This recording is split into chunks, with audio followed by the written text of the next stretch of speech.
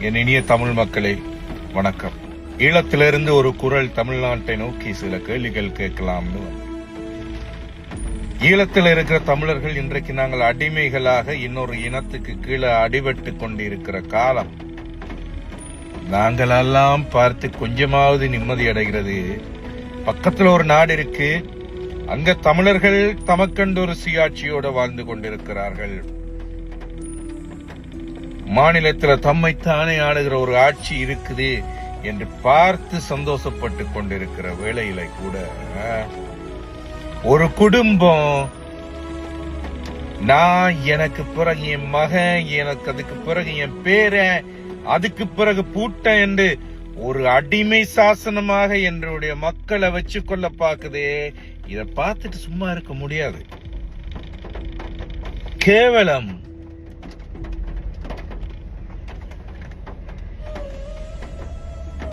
நம்மளிடம் அடுத்த தலைமுறையில ஆட்சி செய்யறதுக்கு ஒரு ஆளே கிடையாதா? கருணாநிதி இந்த ரத்தம் தான் வரணுமா? கோணி குறுகி அடிமை சாசனம் எழுதியது போல என்னுடைய தமிழ் இனம் இருக்கிறத பார்த்து சும்மா இருக்க முடியாது. தமிழர்களே, என் அன்புக்குரிய தமிழ் சொந்தங்களே, உங்களுக்கான புதிய ஆட்சிக்குரிய வழியை தயார்படுத்துங்கள். எத்தனை காலம் இன்னும் இன்னொருவனுக்கு கூனி குறுகி கும்பிடு போட்டு இருப்பீர்கள்? புதிய ரத்தம், புதிய ஆட்சி, இளைஞர்கள் கைவசம் இருக்கிற ஒரு ஆட்சி, ஊழல் இல்லாத ஆட்சி, மன இதய சுத்தியோடு தமிழர்களுக்காக வேலை செய்யக்கூடிய ஒருவனுடைய ஆட்சி, தனக்கு தனக்கு தன் குடும்பத்துக்கு என்று சொத்து சுருட்டாத ஒருவனுடைய ஆட்சி,